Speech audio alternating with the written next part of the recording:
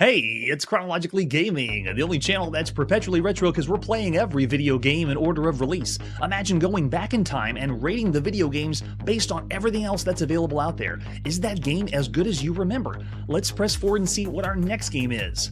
Welcome to July of 1982. We last played Marauder on the Atari 2600. Let's see what's next. We're still on the Atari 2600. Next is Math Gran Prix. We saw a preview of this in Atari Age. I'm not super excited for this one. This one is not like Grand Prix like we saw last episode by Activision. It's essentially a completely different game, more like a board game. I'll show you what the box looks like because this is another insanely artist work done on the front of the box, but it's just a terrible game. You obviously spend a lot of time on the front making it look cool, but it's essentially an educational title for early childhood. Math Gran Prix, all we're going to show you is this little snippet over on the left side, so that's what you get. It's essentially a board game where you're moving around, solving math equations, and you can select between multiplication, division, addition, but it's an extremely slow affair. You just decide how many spaces you want to move, and if you solve the equation correctly, you move that many spaces. It is numbingly boring. It reminds me of systems we played around 1977, not something we would expect from 1982. So of all the games you could play at the time, it's borderline in the broken range. I'm sure plenty of youths had some fun with it, but Math Gran Prix is a terrible game considering everything else you could play on a home console right now. That's right, board and board, both kinds. Yeah, that's right. That's a good point. This is another example of Atari sending the shovelware or beginning to push more shovelware out there. Math Gran Prix, they were heavily marketing and advertising it, but it is not a good time. So there's 1 star, Math Gran Prix. That's all you get. And with that, let's see what our next game is. On the other end of the spectrum, though, the Atari home computer is shining so much. This is Megalegs. Let's take a look at Megalegs, starting with the box. Not the video, the box. There it is. Fast action, kill the attacking creatures for the Atari 400 and 800 by Dubno. Way to go, Dubno. This was available both on cassette and disc. Nice, colorful artwork. It's obviously got to be Centipede, right? Even though it's called Megalegs. Let's flip it over in the back. I just saw 1 star is too generous. Well, it's technically not broke. It does kind of work. It's right in between a game that really doesn't even work at all to something that plays. But yeah, it's bad. Yes, it does. I'm with you. There's the point scores for us. Very nice. Animation using Mega Graphics. Not familiar with Mega Graphics. Must be some marketing mumbo-jumbo. Looks like we need 16K for this one. Let's see the other artwork we have for Megalegs. Besides the box, there's also the screenshot example. And we have the manual. Tell us all about Megalegs. Looks like we're going to need only 1 joystick, 1 player required. How to load tape or disc. The game starts by pressing the start button on your computer or pressing the fire button. You're given 3 lives, a free life every 10,000 points. The player's motion is controlled by the joystick. Wow, they're explaining this to a numbskull. We've heard how to play video games for so long. The object is to stay alive and collect the greatest amount of points by killing off the attacking creatures. The speed and difficulty increases as the game progresses. I haven't heard that one before. Then use the option on the computer console to pause the game. What? The option key? That's bizarre. I don't think we've seen that on Atari home computer yet. If you want to pause, hit the option key. And then there's our point values. Pretty fairly simple. For other versions, we have just an alternate one. Let's pop in and play Megalegs by Mike Dubno. The beginning of July 1982, published by Megasoft. Megasoft made Megalegs. Yes, let's go. Got a nice little intro. A caterpillar is going across the screen.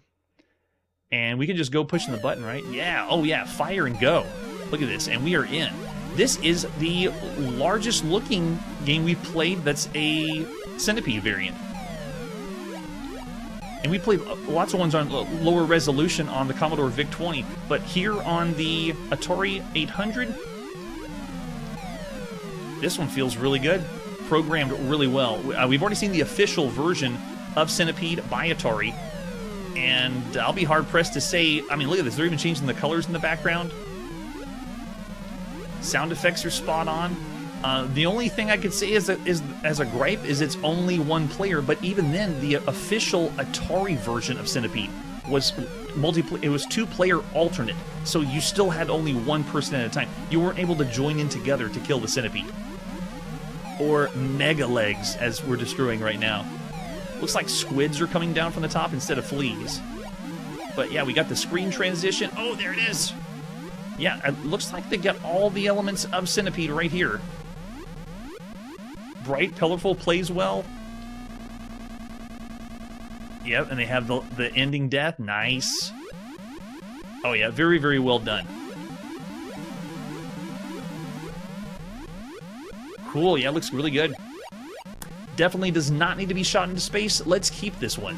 In fact, I would say it is a clone, and we've seen other Centipede variants. This is a very well done clone. If you didn't buy the official Centipede, this is pretty much the same thing.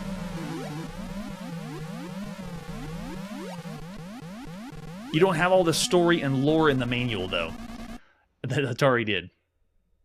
That's true. The spider is a bit small, but movement and control feels really, really good. The only way they could have made this better, the same with the official version, is make it paddle controlled instead of joystick. But even still, it feels really good. Yeah, I'm going to say the same. Just like the official version, 4 stars, I'm thinking 4 stars for this one as well. Look at that. Plays really good. I love how the score table counts like that. Almost like it's a pinball cabinet.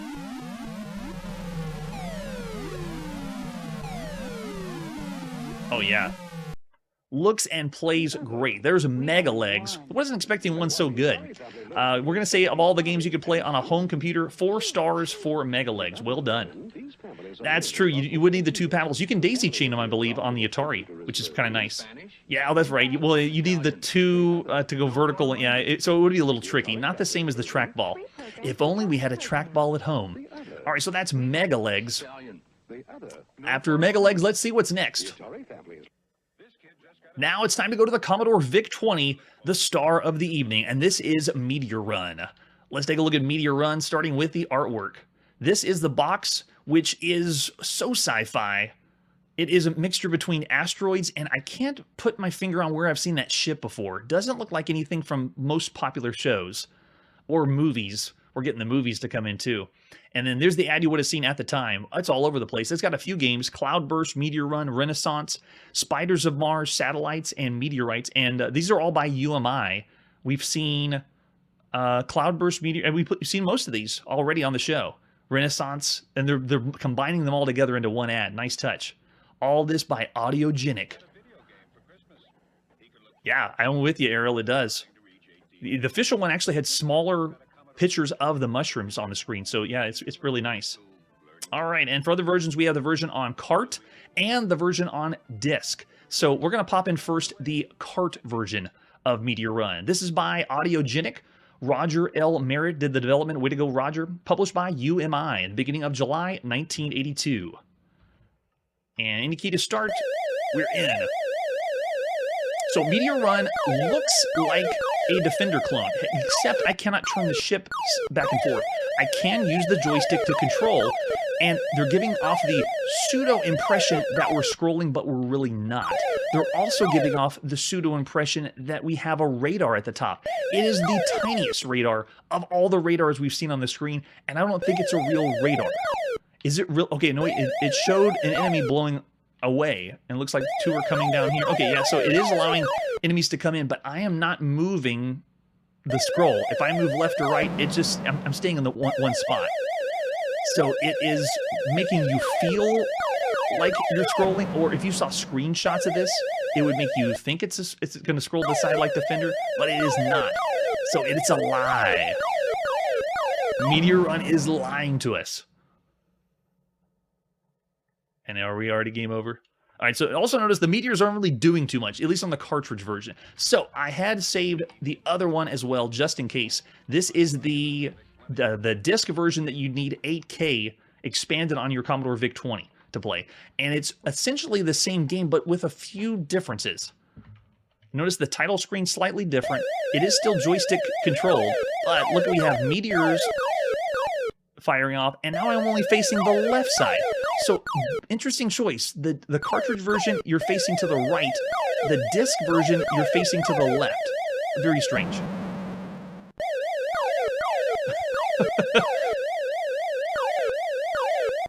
But the radar at the top really doesn't tell too much because it's so small. And it makes you feel like you might be playing Defender, but it's just, this is truly the poor man's version of Defender. There's no rescuing. It makes you think you're scrolling to the side, but you're not. It makes you think you're using a radar, but you're really not using the radar. It's not helpful. And for other Defender games we played on a home computer, there's much better ones out there. At least this one's working a lot better with the asteroids on this version of it. Yeah, so I'd say it's not really the best game you could play at the time because of the... I just say because of the lies. It makes you think it's something that's going to be a title or that's going to be able to follow through with Defender, but it does not. Yes, the siren. At this point, though, I'm still thankful for any sounds we can get because we still are seeing releases of games that have no sound. Nothing is there. All right, so Victor's going out 2.5. I see Arrow with 3 stars. As far as all the games you could play on a home computer, there's better versions of shooters out here. This one has hit detection problems. This one is just not done as well as other ones we've seen. I'm going to go even lower and say Meteor Run is a 2-star game. And we even played the 2 versions that I could find, and it's still, I would say it's bad. It's a bad game, but it is the best of the bad. 2 stars for Meteor Run. We got to go even lower. And with that, let's see our next game. Next on the Commodore VIC-20 is Missile Panic. This is one that we're going to the United Kingdom for. We have no box or artwork, just a few screenshots. Let's pop it and play Missile Panic by Titan Programs at the beginning of July 1982. Missile Panic is a unique game. Ready? Push any key. This is keyboard controlled only. If I want to move up and down, I have to use the P and period key. And if I want to move left and right, it's A and D. So I am controlling what looks like the invader from Space Invaders. I think this is the very first time we've ever controlled anything that looks remotely close to that. And the way this game works is the missile is a homing missile. It is following us and going to find us. We have to make our objective all the way up here to the X, touch the X, and now the missile speeds up. And we have to work our way away from it. I'm going to actually go to the top. The game is played all on this screen. There is no difference in the maze. There is no difference in what you see here. It's all the same every single time. And the homing missile looked like it did a terrible job following me. But the whole idea is find the X, and then keep going, finding the next X, repeat, until you can't stop until the missile goes so fast you cannot escape from it. Let's see which way it goes. Alright, this time I'm going to go down because I know it's going to loop around there. There you go. Now try to come get me, buddy. You can see faster and faster. It's not the smartest missile, but this kind of, let's do a top-down maze and have something chase you like this. There's only one other title I can think of that's done this, but this is still kind of clunky because it's keyboard controls only. You don't have any joystick option, and it's not super smooth, but it's an interesting idea. The corners are really tight, too. It's not the easiest to go around the corners. Doing better now, but look at this. It gets so intense. Oh, I'm already seeing... Yeah, I definitely agree. This is way worse than we saw before. Blow it up. Press any key to continue. And that's the whole thing. That's the entire game. So what you saw there is it. It's, I guess, the tenseness. The best part of it is the tenseness of the missiles going faster and faster. But it's still a simple affair. Of all the games you could play at the time, I'm still going to say it's bad. 1.5 stars for Missile Panic. Yeah, it's definitely lower than it was before. There we go. Yeah, Curtis, as you can see, 1.5 or 2. And yeah, I believe you. It's worse than the last one. If only we were comparing everything on the Commodore VIC-20, then it'd be even easier. And with that, let's see our next game. Still on the Commodore VIC-20, this is Muncher. You ready for some nightmare fuel? There you go. Muncher. Oh my gosh. That is a fabrication of what box art on the computer usually looks like. Scary as hell. can see we can use with or without the joystick to play Muncher. I don't want to see that picture ever again. And there is no other artwork besides that. Let's pop in Muncher and play. This is by Ray Mitchell. Way to go, Ray. Published by the Wizards Magic Toy Box in the beginning of July 1982. So Muncher is almost going even lower on the spectrum. You can use keyboard or joystick, which is a plus because the last one we couldn't play on.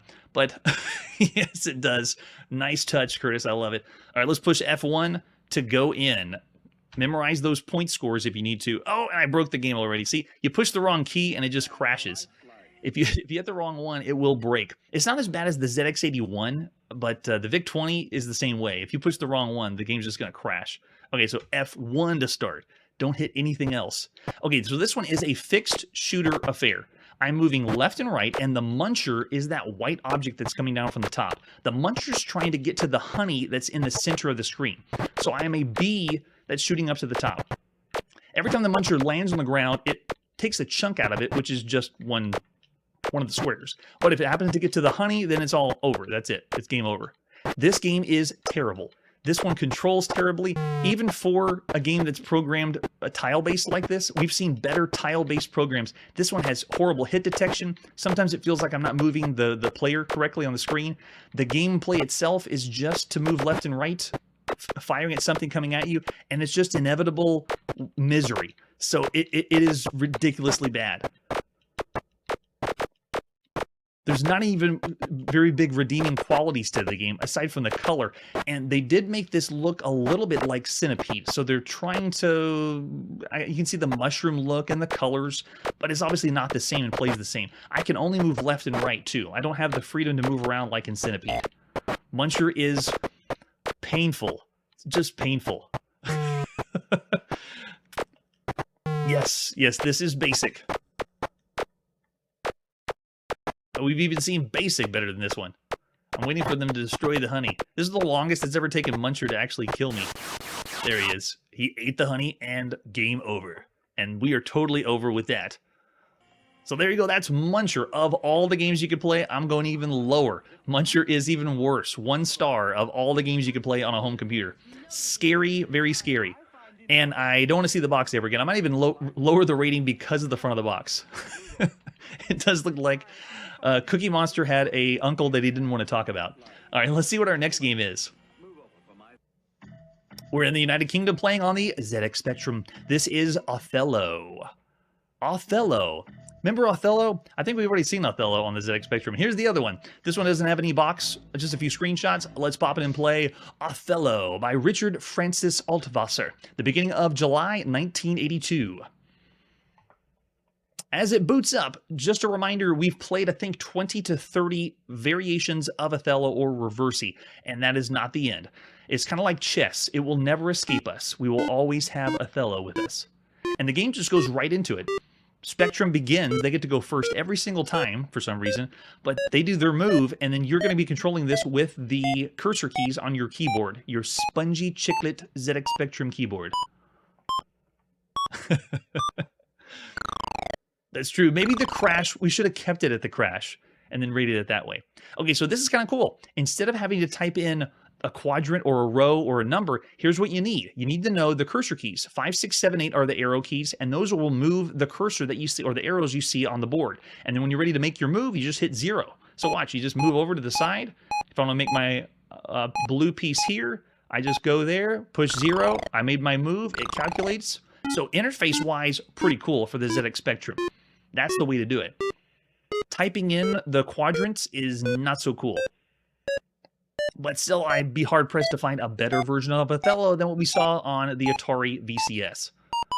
At least if you think of all the Othellos out there. There's been other ones on the home computer that have an interface. The Atari home computers do. Really nice ones. All right, so let's go right here. I'll take those two. This does not have a 2-player mode. You have to play against the computer only. So only against your Spectrum. Your Spectrum is your best friend here. And you can see how long it takes for the turn to have its... It thought about it. It's done its move. There you go. It has this countdown or count up sound effect on it. I think again they're just trying to throw something out there so they can make sound on the ZX Spectrum. So let's go there, take some more. I think maybe it's possible they were only going for eye damage. The other thing too is they just wanted to go for any color, so they're going to do whatever pops. I mean, look at this. It's the primary colors. Yellow, red, blue. Make it as bright as possible. So there you go, a quick taste of Othello, or another version of it. I gotta admit though, using the arrow keys on the row and column for Othello is a really good touch for the ZX Spectrum. Of all the games you could play on the ZX Spectrum, and the best Othello, this is the best Othello you could play right now on the ZX Spectrum, bar none.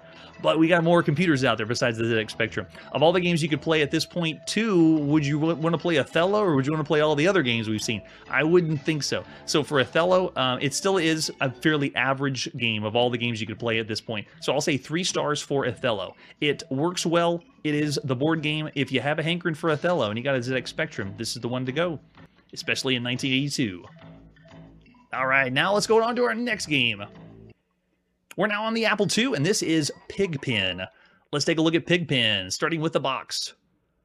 I actually thought this was the advertising flyer, but every source tells me this is the front of the box. They got the price on it with either the Apple II or the IBM PC version. I could not find any IBM PC version anywhere. If it is out there, I know it was released, but the only one we have to play is the Apple II version. This is by Datamost. Watch out, the oinks are loose in the Pigpen. Here's the newest, cleverest switch in maze games. You run the maze leaving dots behind. Choose your opponents from 1 to 8. You'll have to fight if cornered, but you'll be slaughtered on the pig's tusks until you can find and use the pulsing, potent pig pills. You'll be a pig fanatic from the first game. Wait, what first game? Oh, this game? You'll be a pig fanatic? Sure. Let's flip it over in the back, and Datamost has nothing. It's pretty boring. That's probably why I have glasses. I actually wear contacts, and that might be the reason why. Games like this. Thank you so much, video games. It does look like Pigman. Let's see the other artwork we got. Freaky pigs. Those are some hogs. Here's some ads you would have seen at the time. You can choose the number of nasty oinks to tackle, play through 4 levels, and scarf those delicious corn cobs for bonus points. Instead of eating up dots, you'll leave dots behind.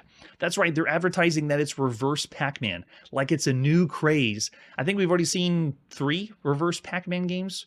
So it is fresh, but I mean, it's still just a maze game. It's Pac-Man.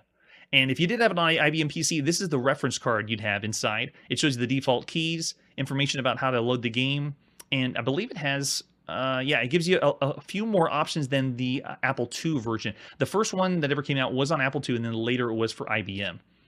If you have the IBM PC version, let me know, because we don't have it. It's nowhere. Also, the registration card. And the disc, if you pop in the 5 1/4 floppy disk, and if you had it on IBM, this is what the disc would look like. Very fancy, Datamost. With an example of the screenshot, we also have the inside sleeve, tells you about how the game works out. You wake up in a strange maze. Where are you? What are those strange sounds you hear down the hallways? What are those swifty moving shapes dashing about? Suddenly you grasp the truth. You're in the famous Pigpen, and the oinks are loose. The fierce wild pigs are searching for you. What can you do? You have to run, leaving behind a trail of dots to show your path. What? Why? You have to fight if cornered, but you'll be slaughtered in the pig's tusk until you can finally use the pulsing, potent pig pills.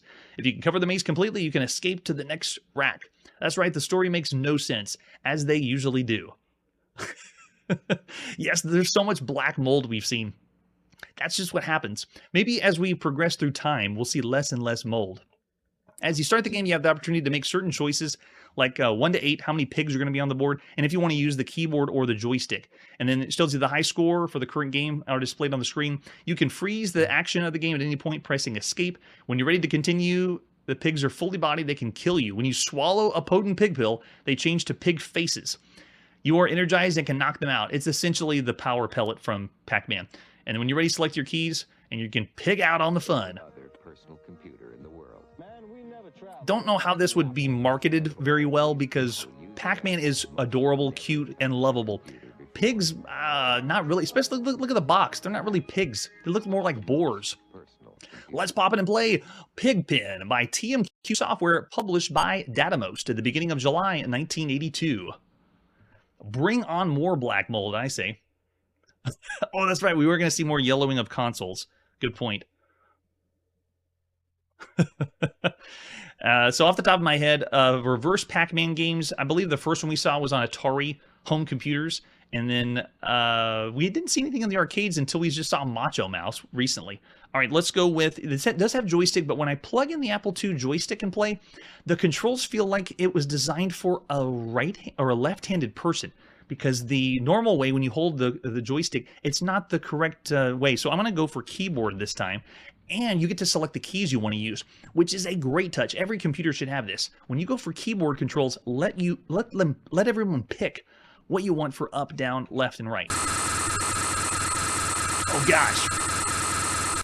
I guess they couldn't do pig sounds, but we wouldn't want that either. So here we go. I am in. I actually look like a human person. As I make my way around the maze, I am leaving my trail of corn cobs, or whatever you want to call it. I've already picked up the first power pig pellet, and the pigs have turned into... Oh, they already turned back. And if I want to turn them back again, go pick it up. So you have to know where the power pellets are, and it shows you whenever you begin the map. And whenever they go down, they turn into... What, is that bacon? It's hard to tell.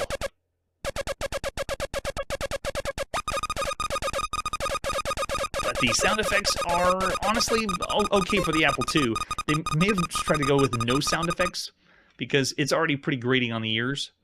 Look at that. Is that more bacon? Oh, there's something there. They have fruit to pick up, or... Oh, it's a corn on the cob. Okay. Definitely got the farm theme going. And the pigs here look more lovable. They look more like little piglets instead of wild boars that are going to tear you off with their tusks.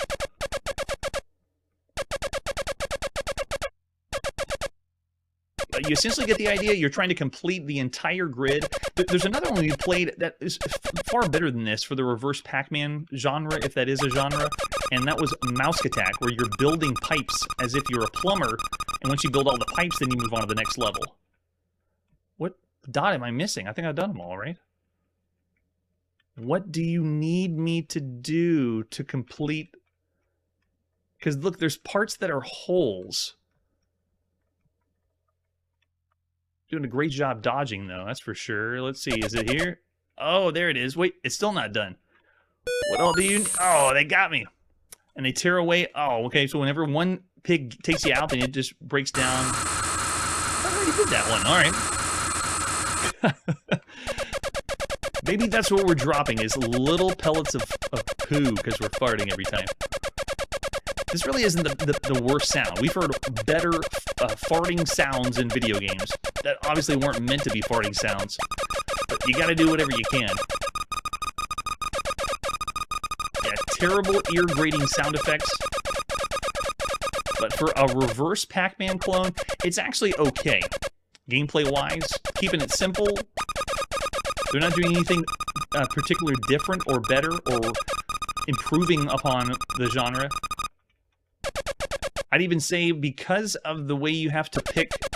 Oh my gosh, I just went between them. Because you have to know exactly where to pick up the... Yeah, they got me. Wow, and it takes a whole bunch away from the seeds you drop down. But it's really difficult to tell whenever you finish the maze. Because there's parts that are holes, like right here. I'm not dropping any right here. And because of that confusion... I would say it's less than the best video game experience. So it has some faults. Pigpen has some holes, or maybe some playtesters should have done some more due diligence with that one. But of all the games you could play on the home computer, the Pac-Man craze is still there, and I could still see people wanting to play something like this. But for all the games you could play on the home computer, I'm still going to say 2.5 stars. It's, or maybe even, it's still around the average range. 3, maybe 2.5. It's hard to determine because the problems with the game aren't really that big a deal. Oh yeah, thanks for trying to help out. So yeah, I won't be too bad. Oh, Victor's going even 2. Wow. Yeah, I'll still say it's around the average range. 2.5 stars for Pigpen. If the sound bothers you that much in 1982, what did you do? You turned the volume down and you cranked the record up. So I won't fault it. Let's move on to our next game. Still on the Commodore VIC-20, this is Pinball Spectacular.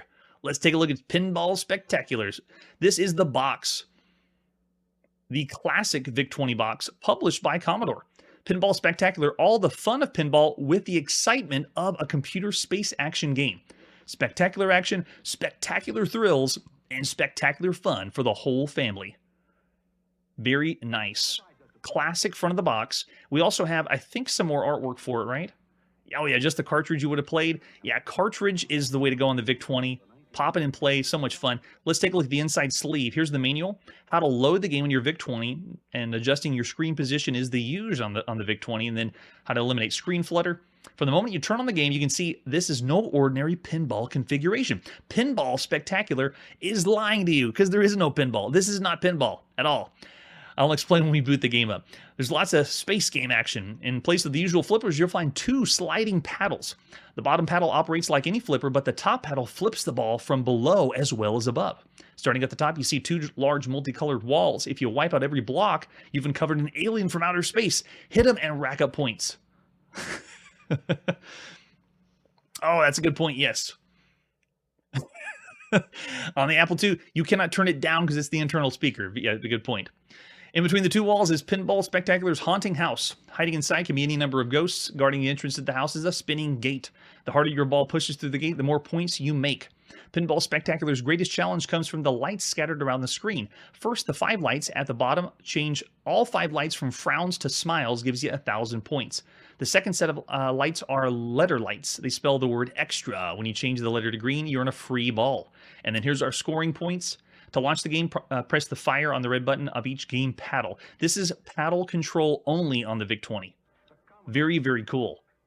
And I believe when we talked about sound on internal speaker, we have seen lots of Apple II games that give you the option pushing S or a hotkey to turn off the sound, which I wonder if they did that because they realized the sound wasn't that good. Here on the VIC-20, it's not as bad as what we've heard on the Apple II, but the best right now is the Commodore Max machine or even the Pokey chip on the Atari home computer. That's where the sound's coming from, at least until the next computer with the SID chip shows up. That's where we're going to get the best sound. All right, so other versions, this is all on cartridge. We're going to be in either in NTSC regions or PAL regions. We're in North America playing Pinball Spectacular, developed by HAL Laboratory, published by Commodore at the beginning of July 1982. That's right, the HAL Laboratory, the one you're thinking of, that's who did this game. And this one is so cool to control. Push the serve button on the paddle control. There's our scores for blocks, spinners, the lucky zone, ghosts, and monsters. We get bonus advance at the time you erase the rows of blocks on the color in the side, and the advance to triple bonus in the faces of the smile add after you miss the ball, and you can get extra balls, doing all kinds of stuff. It's got some great things in here. And also a lifesaver will appear on the blocks when you clear one side. All right, let's go. Clicking our paddle control now. Oh, that's right. We have to actually go F1. And this one is a 2-player game, but it's not simultaneous. It's alternate play. Let's hit F1 and go. I'll give you a few moments to guess the game. We've already seen this in the arcade. And you can tell it's obviously not pinball. We're playing a breakout clone, but a really good one. A pinball / breakout clone. It was first of its kind in the arcades by Namco, and they didn't say anything about this game anywhere on the box or in the manual, so I'm wondering if Namco didn't know about this, and there was some legality going on. Oh, and we're down. Hey, welcome, Casey Club Kirby. That's right. How did you know we're going to play something from HAL Laboratory? And if memory corrects, I can't remember if you were on the show when we played this in the arcade. So this was originally done by Namco. It's a game called QDQ. The very first time we ever saw pinball and breakout at this exact same time. And this is the very first time you could play the exact one at home. I mean, like down to everything you see on the screen, the ghost at the top. It's exactly like QDQ. And there's no reference of Namco or QDQ anywhere. But great job choosing paddles for the control. It feels really good. This is very, very fun, especially for 1982. And yeah, the reason I'm losing is because I'm making the mistake. Look how smooth the paddle controls are. And you got dual ones to crack up higher and higher score. The only thing that would make this even cooler is if they had 2 players to play at the same time, like cooperatively. If you do the 2-player mode, it's alternate play. But it feels so good. And fun fact, all the games we've seen so far by HAL Laboratory have been done first on the Commodore VIC-20. So they were putting all their eggs in this computer's basket. But they're also going to be the first ones developing for the Commodore Max machine, which eventually will end up being the Commodore 64. Yes, that's right. Oh, maybe you saw it also on the show too. I'm going again. This plays so well. It's a blast to play, the double paddles, and it's I would say one of the best ways to play Breakout at the time. If you already were tired of Breakout or Super Breakout, and we've seen lots of variants of those, even on just the Commodore VIC-20, but on home computers in general, this one makes you feel like it's Breakout and Pinball. Having objectives to hit on the screen, not just breaking blocks. It's more than that. And you want to see what's going to happen next. Like after I clear all the blocks away, what's going to happen whenever we do the smiley faces? And they didn't explain that in the manual, but you want to be able to see it yourself. Oh, there it is. Another monster shows up, so you get to now take out the monster on the side. Look at that. Another one. We're just getting very, very lucky here. Yes!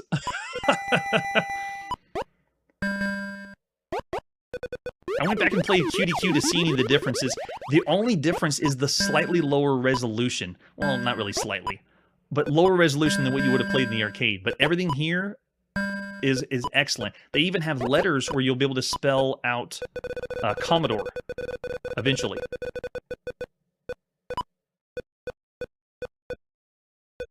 Oh, there we go. All right, go and throw out some ratings now. Of all the games you could play on a home computer, of all the Breakout variants you could play, what would you give this game? Even though it's called Pinball Spectacular, it is not pinball. And I'm wondering if it didn't sell well, or maybe they were hiding from Namco and they didn't want to say QDQ or anything close to that. They couldn't call it Breakout. Well, I guess they could.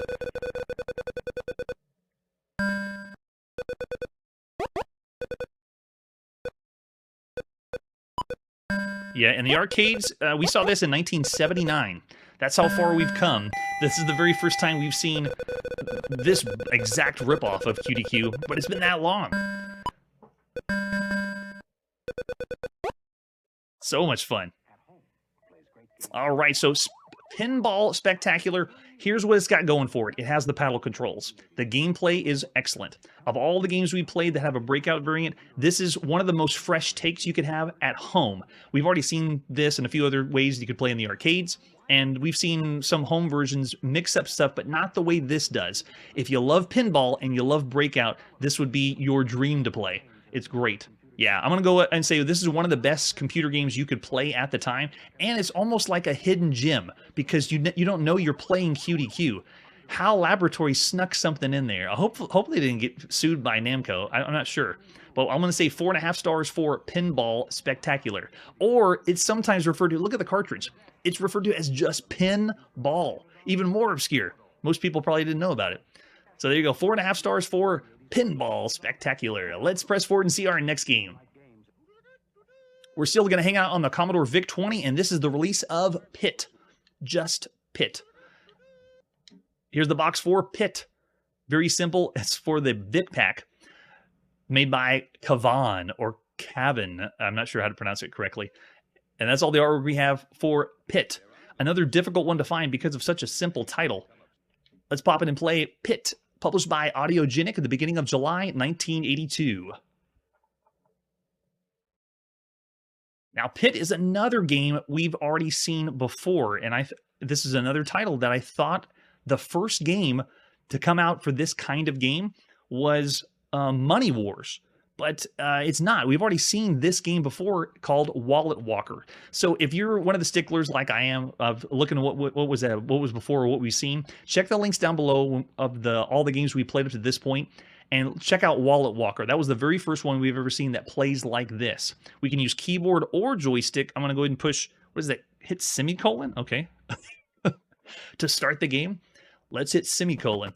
The gameplay is very, very simple. At first, you think you're playing Avalanche because, you know, the same rocks are falling from the top. But all you got to do is walk from left to right, pick up some money, carry it to the other side, and there's your points. Here, a nice little ditty for your triumph. So it's a really, really simple idea. Wallet Walker was the first one we've seen. Here's the second example, Pit. I thought Money Wars on Commodore 64 was the first kind of game like this, but no. We've already seen 2 examples, and we're going to see more Wallet Walker variants. With a name like Pit, no one would have. I mean, it's not even really a pit. We're dodging hail. They should have called it something like Raining on You or Rain on Me. Oh man, this does not look good. Really, really simple idea. Every time you pick up the money, it redraws or creates the protection from the hail. So you have to time yourself to go across. But it's really, really simple gameplay. I'm almost hard-pressed to say it's pretty average for the time. It is doing something where you're not shooting something. It's not based on anything in the arcade. And it's similar to the look of Avalanche, but I'm going way too slow. Notice how we don't have any barriers. It drew some in there for us, but now we got to get all the way to the other side, past this deluge of hail. Nice and easy. There we go.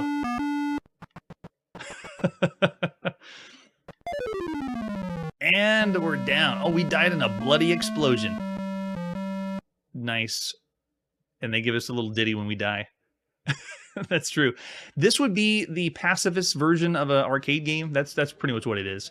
So of all the games you could play at this time, Pit, again, I would say around average for everything you would want to play. It's a dodge game, but it's a very simple affair. Whenever we gave the original one, it was the Wallet Walker. I said 3 stars because it was around average, and we hadn't seen anything like this exactly, but it is still pretty simple. And it is fun. I would say even slightly addictive of trying to go back and forth. But so I'll say 3 stars. It's not a bad title, but it's around pretty average for what you see for the time. And this whole new thing, or genre, if you want to call it that, is still fresh. Man, so many things to go and see. Let's see where we're going now. We're going to the United Kingdom to play on our BBC Micro, and this is Poker Dice. Poker Dice is a game that doesn't sound like anything you've played before. It is essentially Yahtzee. So on the front of the box, you just see it's dice poker. I'd be hard pressed to say in the United Kingdom, do they call poker dice? Is that pretty much their Yahtzee? And all we have is the screenshot, and that's it. Very, very simple. Let's pop it and play, or slide and play. Poker Dice by Jeff Smith, published by Micropower in the beginning of July 1982. So this one is technically a board game or technically not a casino game. Man, it looks so crisp on the BBC Micro. One of the highest resolutions. This and IBM is up there with what you could play on a home computer. Press escape at any time before the game starts, or H when the game's in progress if you want to reread the instructions. The instructions, like most of the stuff we see on the home computer in the United Kingdom, is tons. There's tons and tons of text. So I'm going to go past the overview. Spacebar. There's the categories. 3 of a kind, 4 of a kind, full house, straight, poker dice. In the game after 13 rounds, each player's score will be tallied. Press escape when you want to restart. Enter the number of players. You can play up to 6 players on this one. I'm going to play with just 2, and it rolls the dice. Player 1's going, and you can pick the ones you want to rethrow. What's my controls to go? Do I move across? What's my... Pick the new... Oh, I see. You just say yes or no. So you don't have to, there's no cursor. You're just saying, do you want to re-roll? I want to say no. No. Let's not do that one. Let's re-roll this one. No, yes, no. Very easy. So you just say which ones you want to roll or re-roll. And then do I want to re-roll that one? No. I want to do yes on that one. No, yes, and no. Let's see if we can go for all 6s. Darn. Okay, so we can only do 4 of a kind. So now you pick your category, which would be B. There we go. We get our points in for B. If it looks like Yahtzee, it's because it is. Poker Dice essentially is that. Yes. Poker Dice is Yahtzee. All right, we didn't get to pick player names, but we'll go ahead and do spacebar. Player 2's now up. They do their turn. So this would work really well. An easy way to play Yahtzee. We've seen other ways on the home computer that didn't work so well with the interface, but just having you say, yes, you want to re-roll and throw, very simple. It works great. And it could be 6 people if you want. So there you go, a quaint version of Yahtzee, but works really well. I'd say of all the games you could play on a home computer, Poker Dice is all right. That one is pretty fun for, especially if you have a party game on your BBC Micro. I don't think we've played any game past 2 players on the BBC Micro, and a 6-player game. This would be the hit of the summer of 1982 if you had a BBC Micro. If you pulled out all the quid, man, because this is really expensive. At least the Model B version is. So for Poker Dice, I'd say let me think of the fun factor. Yeah, it's done well enough. So I'll say 3 stars. If you want to twist my leg in the chat with the rating, because you could say it would be more fun or an above average title, but essentially it is still just Yahtzee or a board game. Yeah, I already saw how many Yahtzees were out there. Yeah, I'll keep it pretty standard. I'll say 3 stars of all the games you could play. Very average for the time. For everything you can play on the home computer. All right, and with that, let's see our next game. Here we go on the Apple II. This is Prisoner 2. Prisoner 2 is the sequel to Prisoner. We've already seen this one. It's based on the TV show. Let's take a look at the box for Prisoner 2. The sequel you've all been waiting for. This is by David Mullich. Way to go, David. The science fiction nightmare. That is an awesome front of the box. It is someone punching through the screen, and there's your computer down at the bottom. Which computer is that? Is that like a different Apple II keyboard? It looks like it was Apple IIe Plus, I believe. And you can see Interactive Fantasies is there, but it's actually not published by them. Let's flip it over on the back. Alarmed? Worried that your computer might be attempting to coerce you? Well, that's a little what's a little coercion among friends? It's an incoming resident of the island. You are expected to behave. You have something we want, information, and you will remain our guest until we obtain it. Of course, that moment we will have lost. You will have lost. Do not delude yourself. Escape is hardly possible. The island keeps you under constant surveillance. We expect you'll never find the bars. As caretaker for the master, I have taken every precaution to ensure that your stay is interesting. The island has been newly landscaped and the village sports a coat of high-resolution paint in 32 tantalizing flavors. Each of our 20 buildings promises captivating experiences. Within the castle's twisting corridors, in the carnival's maddening harmonia of sounds that will test your sanity. At Grail Hall, residents participate in certain popular adventure games, which naturally have been altered to suit our needs. Those who seek confession can always find relief at the neighborhood church. That's right, it's a little more intense game and a little bit more mental. You need to prepare yourself mentally. You can see how they're showing you the different rooms in the game. This is a game based on the TV show, so if you were familiar with it, it takes inspiration from that, but this goes beyond that because it has lots of different rooms or puzzles that you need to make your way out of before you go crazy or insane. Very cool. Let's take a look at the other artwork for Prisoner 2. Besides the box, here's the ad you would have seen at the time. Welcome to your breaking point. With a 5 1/4 floppy disk. This is the Apple version of the Prisoner 2. We're also going to see this later on the Atari home computer, and then next year it's going to be available on MS-DOS. All right. Oh, it was, really? All right, so let's go to the manual for Prisoner 2. I'll tell you, this manual is very, very lengthy. It's got a lot of lore because it's based on the TV show. A wolf in the fold. The conspiracy behind the microcomputer revolution. Nice touch. This is made by Eduware Services. David Mullet, and there's a lot of people involved. Mike St. Jean and Wendy Peterson, Jim Wooten, playtester, nice. And then we got Sherwin A. Steffen as well.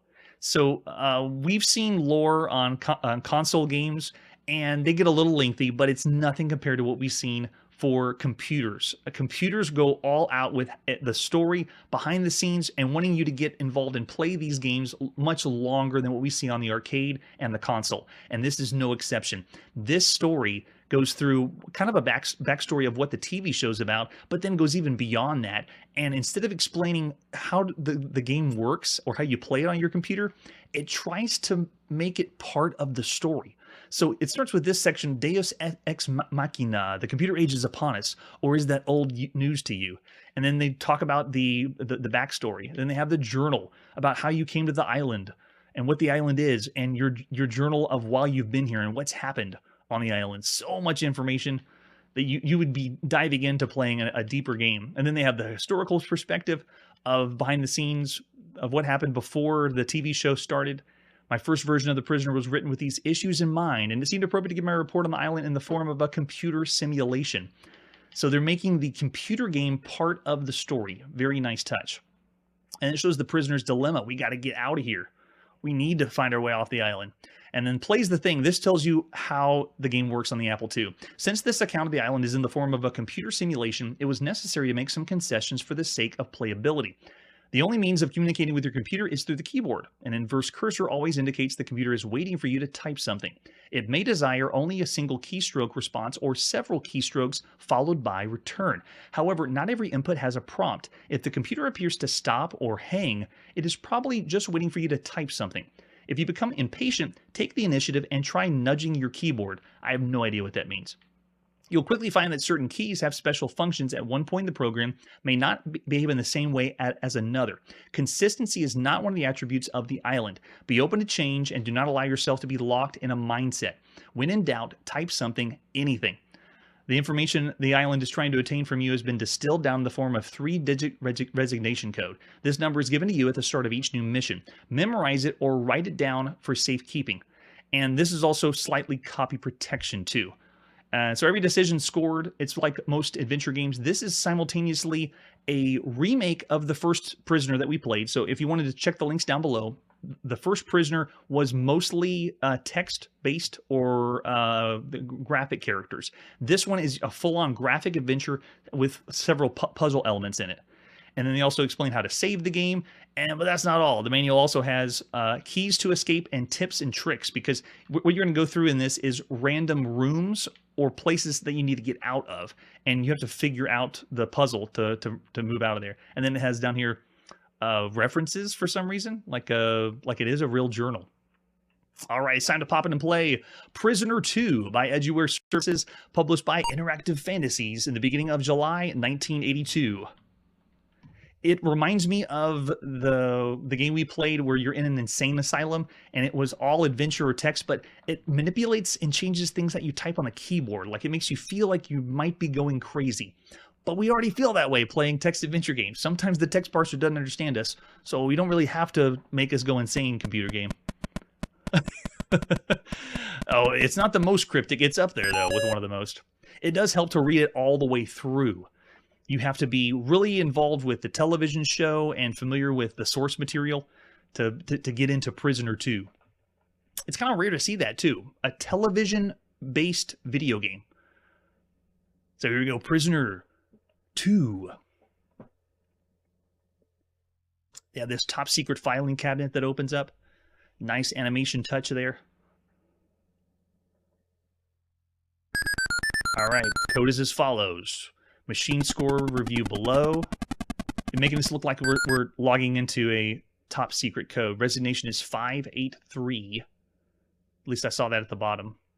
Below is the resignation code. Is computer encryption of your reasons for leaving the company. Write it down, commit it to memory, but under no circumstances reveal it to anybody if you value your freedom. So there you go, 583. Commit it to memory. Pushing spacebar now. Now, this is kind of cool. We're at the airport, and it's going to say, where do you want your destination to go? I'm going to type in and tell you what I'm going to type in. We're going to go to Tokyo, so I'm going to type in T-O-K-Y-O.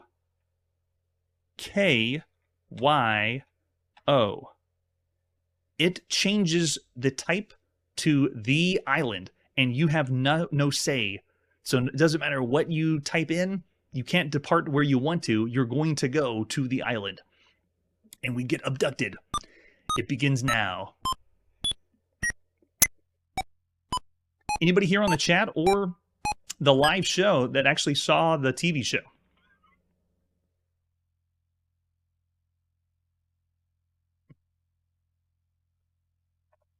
Okay, here's our first puzzle. I don't know. I'm not familiar with that one. You have to remind me of that one. All right, so our first puzzle is a 3D maze. And we saw this in the first Prisoner as well. You can move forward, back, left, and right, but you cannot turn yourself around. And we are represented by the key on the right side. That symbol is where we are, and we got to get to the exit, which is on the far right. So if I move myself to the right, you can see I'm sliding over, so I'm not turning, and it makes the maze even more difficult to navigate. So now I can't go any further right. I can go forward, though. So I push F to go forward, and you got to make your way through the maze like this. Very, very difficult. Looks like we got 2 openings on the right. We're going to keep moving forward, and we can see where we are on the key on the right side. Let's move forward, and let's slide to the right here. This is the first of several puzzles, or several examples of puzzles that you'll experience on the island as the prisoner. All right, so we're going to keep going to the right. And I can't turn around, so now to go down this hallway, I got to go back. So we're sliding backwards, and we're only facing one direction. They're making the 3D maze even more difficult than most of the ones we've seen here on the channel. The 3D maze is kind of an interesting genre that I wasn't familiar with. It's essentially maze games like Pac-Man, but instead of the top-down, you're seeing it from a first-person perspective. And we're going back again. Just sliding back down the hall. I don't know when I can turn right yet. Still sliding down. Drawing in every single time. They're making the first room a very big puzzle. And in playtest of this, whenever I would start up, it would give me a different code. But even though I had different codes, I always started in this room, but in different places. So it randomizes this place, but you're not going to get a different room when you play. Still going back. This is a really long hallway. Still going. All right, I think we've reached the end of a T intersection. Let's see. Okay, so can't go there. Let's try going to the right. That's it. Sliding across the wall. Still going. Okay, maybe this is the exit. Go forward. It's turning to the left. Okay, slide to the left. Looks like it's working. Can we go forward now? Excellent, yes. Okay, going forward. I haven't done this maze variant yet. Making our way to the front. So in a way, this is essentially a game style or gameplay we've already seen on the channel, but this is one example of the puzzles in A Prisoner 2. And there's a lot more graphics happening than what we saw on the first one. All right, so let's head to the right. Let's see if we can slip our way down. Right, and can we go back now? Oh, yes. I'm sliding back. Go. Okay, we did it, and go to the right. But here's the thing. Hidden within this maze should have been a key. I never saw the key, which I think when we leave, this means it's going to kill us. Because we didn't discover the key. So let's see what happens when we leave. It's going to show, okay, they're drawing in the island now. Yes, okay, it hasn't been emulated. Okay, let me know if you find it and send it to me later. Good morning. And who are you? So you have to remember your designation code. We can input...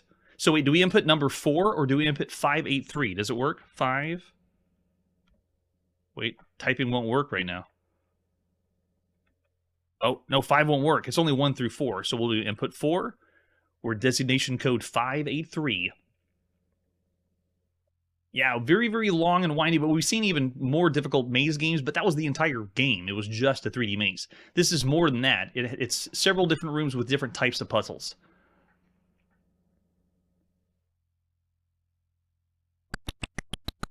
And they're putting in the code to process us. We're essentially going to show up with... Yeah, we're essentially now going to be locked in place as the prisoner, and they're going to give us a new room to go in.